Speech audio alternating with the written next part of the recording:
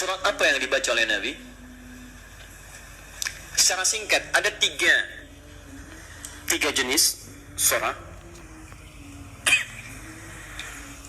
yang umumnya dibacakan oleh Nabi SAW dalam kesempatan salat malamnya. 3 jenis surah. Alhamdulillah. 1, surat yang ringan. Surat yang ringan. Saya tidak katakan pendek ya, tapi ringan. Ingat baik-baik. Surat yang ringan yang diisyaratkan bagi para pemula yang menunaikan salat tahajud. Surat yang ringan yang diisyaratkan bagi para pemula dalam menunaikan salat tahajud. Contoh dalilnya Quran surah Al-Muzammil surah 73 ayat 20. Faqra'u ma tayassara minal Quran. Bacalah yang ringan-ringan dari Quran yang Anda hafalkan. Ringan. Ya. Berapa ringannya Nabi? 100 ayat Al-Baqarah. Tuh, sampai kaget di luar. 100 ayat. Kadang-kadang beliau baca 10 atau 11 ayat terakhir surah Ali Imran. Ya. Dalam satu rakaat. Jadi ukuran ringannya bisa relatif. Ya, ringan bagi Nabi belum tentu ringan bagi kita. Tapi prinsipnya cari yang ringan. Misal begini, tadi kan maaf ya, ibu bapak, Nabi kan tadi pernah sholat di belakangnya ada sahabat kecil namanya siapa? Masih ingat? Ibnu Abbas. Itu kan masih kecil, balik aja belum. Ya, mau dinaikkan surat yang panjang susah. Makanya dibaca yang ringan. Pada saat itu riwayat yang muncul ketika sholat di belakangnya Ibnu Abbas itu Ali Imran 10 ayat terakhir. Ya, bahkan dari 11 ayat terakhir yang inna fi khalqis samawati wal ard dan sampai ujung ayatnya. Ya, ringan. Maka dari itu ketika Anda misal mendidik anak salat malam, bangkit di malam hari tiba-tiba dia ikut, jangan baca yang panjang-panjang. Anak Anda 5 tahun bangun, lihat Anda sholat, mama sholat, pengen ikut, Allahu Akbar. Ya Allah, alhamdulillah anak saya ikut, mumpung ikut Al-Baqarah. Akhirnya kesan pertama bagi dia, sholat malam itu sulit. Di begitu Anda melihat anak Anda ikut misalnya yang kecil, atau misalnya yang besar tapi belum biasa berdiri lama, peringan sholatnya, wadduha. Sehingga ada merasa enak dia, oh ternyata sholat malam itu nggak panjang-panjang, cuman ad-duha. Besoknya alam nashrah, lebih pendek lagi. Besoknya al-falaq, Masya Allah naik lagi, tadinya ikut 2 rakaat, besoknya 4 rakaat, 6 rakaat. Begitu 11 rakaat, stabil mulai. Al-Baqarah, Ali Imran, An-Nisa. Kalau dia akan bertanya, mah bosan kok ad-duha terus, cari yang lain dong. Anda naikkan. Al-Baqarah ya, gak apa-apa. Bismillah, naik. Dan itu indah. Itu indah, paham ya? 2. Ya?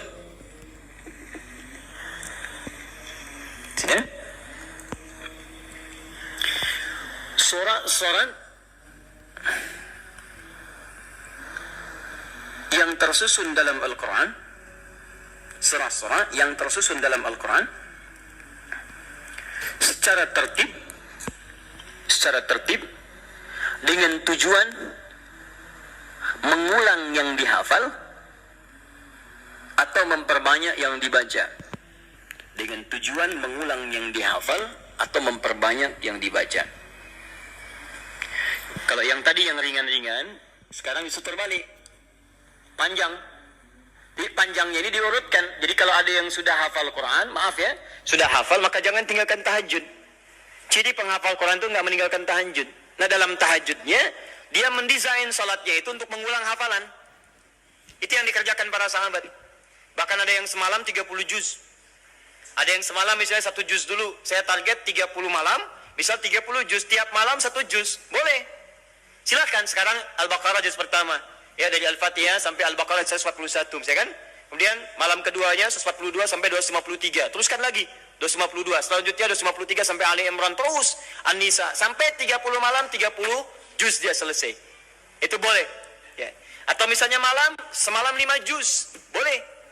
Karena itu dia. Jadi kalau Anda sudah terbiasa menghafal Quran, sehari bisa 5 juz, Bu, Pak. Ya, mengulangnya itu. Mengulang. Usahakan ulang. Jadi, subuh 1 juz, zuhur 1 juz, asar 1 juz, maghrib 1 juz, isya 1 juz. Kalau tidak mau capek dibagi 2, setengah juz sebelum subuh, setengah juz setelah subuh. Terus, sehari 5 juz, mulai hari Sabtu.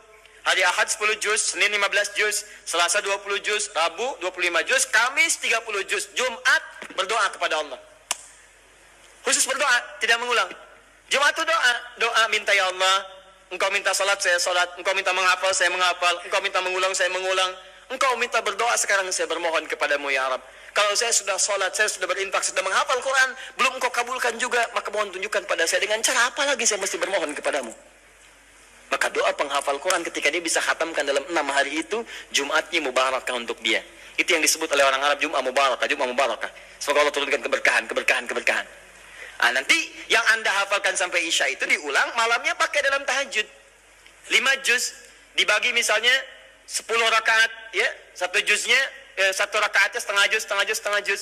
Rakaat terakhir witir misalnya, ya, atau silahkan bagi ke 23 rakaat atau yang lainnya. Intinya adalah silahkan ulang-ulang hafalan atau sengaja untuk memperbanyak bacaan di malam hari. Anda hafal Al-Baqarah, pengen dipakai tahajud, boleh. Ya, Al-Baqarah ada 86 ayat bagi 11 misalnya rakaat, silahkan, sah. Untuk memperbanyak dan mengulang bacaan. Paham? 3. Ini jenis yang terakhir, dan ini yang sangat jarang dilakukan. Padahal Nabi itu banyak disebutkan dalam riwayat sering mencontohkan ini. Memilih surah-surah yang sesuai dengan keperluan Anda, kebutuhan Anda. Memilih surah-surah yang sesuai dengan kebutuhan Anda, keperluan Anda.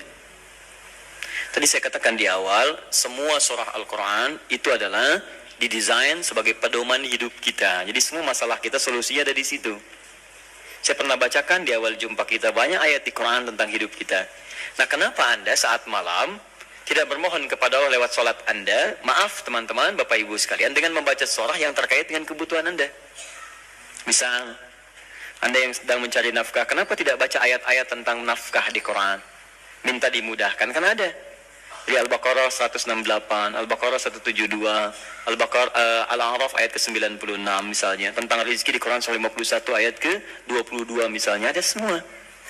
Anda yang sedang kesulitan misalnya di rumah dan sebagainya, kenapa nggak baca ayat-ayat tentang kemudahan? Ya, mudah urusan rumah. Misalnya Quran surah keempat, ayat 34, 35. Gitu kan? Kalau ada persoalan, minta kepada Allah solusinya. Kemudian ada di Quran surah ke-65 ayat 2-3 tentang masalah-masalah yang umum. Anda yang di birokrasi, sekarang banyak orang itu bingung ya. Kalau masa-masa pemilihan tuh banyak mengerjakan hal yang tidak perlu. Padahal kata Quran itu, di Quran surah 3 ayat 27 kan jelas. Dari 26 sebetulnya, sampai 27-nya. Jelas. Qulillahumma malikal mulki tu'til mulka man tasya' wa tanzi'ul mulka mimman tasya'. Katakan, kekuasaan itu hanya milik Allah. Allah berikan pada siapa yang kehendaki. Jadi kalau ada orang baik diberikan supaya kebaikannya menyebar pada rakyatnya. Kalau ada orang jelek kemudian dia bisa naik, untuk ditunjukkan ada yang salah di tempat itu harus diperbaiki supaya dia bisa diganti dengan yang lebih baik. Itu maksudnya. Tapi kekuasaan itu Allah yang tetapkan. Makanya orang-orang yang pandai itu dia akan mendekati Allah. Dia akan memohon supaya diberikan petunjuk. Kalau diberikan, dia lakukan hal-hal yang baik. Maka mendekat dia baca ayat-ayat itu. Sebetulnya kepala-kepala yang calon pilkada, calon pemimpin dan sebagainya, calon kepala daerah dari mulai yang ringan sampai yang besar, kalau dia paham tentang ayat itu, dia bangun malam, dia minta petunjuk kepada Allah. Itu titipan. Karena kalau cuma jadi pemimpin, Firaun pun pemimpin. Tapi kepemimpinan Firaun diabadikan bahkan dalam Al-Quran sebagai contoh, karena itu belum tentu mengantarkan dia ke surga. Hati-hati. Dia ada orang diberikan kedudukan, dengan itu dia bisa ke surga. Ada orang diberikan harta, dengan itu dia bisa ke surga. Ada orang diberikan pengetahuan, bekal itu untuk ke surga. Ada orang yang hanya diberikan tenaga, karena itu yang membuat dia ke surga.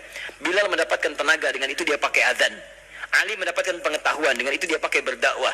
Baik, sebagian sahabat mendapat kedudukan, di antara mereka ada Umar bin Khattab. Dia dipakai untuk mengantarkan ke surganya. Yang harta benda seperti Abdurrahman bin Auf. Tapi jangan lupa, ada Firaun yang pernah mendapatkan kedudukan, diberi contoh, tapi tidak bisa mengantarkan ke surganya. Ada Qarun yang ketika dia punya harta hanya dipakai foya-foya. Jadi kalau orang sekarang hanya ingin ikutan foya-foya, dia ketinggalan, telat dia.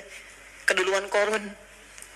Katakan pada orang kaya, ya ibu-ibu sosialita misalnya, yang cuman gosip datang macam-macam. Kalau cuman begitu, katakan terlambat. Sejak zaman Nabi Yusuf sudah ada sosialita yang cuman gosip. Kumpul-kumpul, katanya di sini ada orang gantengnya, sampai kejebak kan situ. Oh, tuh, emang dia nggak tahan. Yusuf keluar, begitu keluar, wah, mahadza basyarin hadza idza malakun karim. Ini sih bukan manusia, ini malaikat yang sedang menyamar. Ganteng-ganteng Nabi. Oh, orang sekarang ganteng-ganteng serigala. Digosipin lagi. Tuh, udah ada kasusnya banyak. Jadi untuk apa kalau cuma kumpul-kumpul nggak ada kerjaan, harta dibanggakan? Cari ayatnya. Begitu Anda dihadapkan pada suasana itu, baca. Malamnya bangun, sujudnya lamakan, sholatnya pilih yang sesuai. Teman-teman yang mau menikah, ya, yang belum ada jodoh misalnya, kan cari ayat-ayat supaya Allah bimbingkan. Ya, calon-calon yang bagus. Kalau laki-laki pasti perempuan calonnya. Cari ayat perempuan-perempuan yang baik. Atau sebaliknya, ada Quran 51 ayat 49, gitu kan? Ada Quran surah 49 ayat ke-13, gitu kan? Ada kalau dekat ke pernikahan, Quran surah 30 ayat 21. Anda ingin samara, tapi ayatnya nggak pernah dikaji. Ya, walaupun istri Anda calon namanya samara, tapi kalau nggak pernah dibaca ayatnya, mustahil baca. Quran surah 31 ayat 30 ayat 21 baca. Yang belum nikah, ya. Orang bilang jomblo, nggak apa-apa, Anda jomblo fisabilillah, ya, berusaha untuk mendapat yang terbaik. Jomblo dibagi 3, jomblo fisabilillah, jomblo syariah, dan jomblo sengketa. Ya. Nanti kita bahas lain waktu lah bagi yang belum menikah. Baik, jomblo sengketa itu pilihannya banyak, tapi belum bisa menentukan, ya, sehingga jadi persoalan. Kenapa jadi ke situ? Jadi itu intinya, ya, itu intinya. Cari, kalau belum bisa, cari indeks-indeks ayat-ayat Quran. Di indeks-indeksnya apa, pelajari itu, dan contohnya banyak di hadis-hadis Nabi Sallallahu Alaihi Wasallam atau amalan-amalan para sahabat. Bahkan Nabi Zakaria ketika salat di mihrabnya Maryam itu, apa yang beliau baca dalam salatnya? Beliau memohon supaya diberikan karunia keturunan. Qala rabbi habli min ladunka dzurriyyatan thayyibah innaka sami'ud du'a. Quran surah 3 ayat 38 sampai 39. Apa yang terjadi? Begitu dibacakan itu, turun jawaban dari malaikat, kamu akan punya keturunan. Dijawab langsung. Ya Anda ini bagaimana keperluannya pengen proyeknya lancar, yang dibaca minal jannati wan nas. Qul a'udzu birabbin nas, qul a'udzu birabbin nas. Ya susah dikabulkan proyek, banyak gangguan, jin lagi yang datang, kan? Sudah ya? Cukup dulu ya? Sekira cukup dulu untuk hari ini.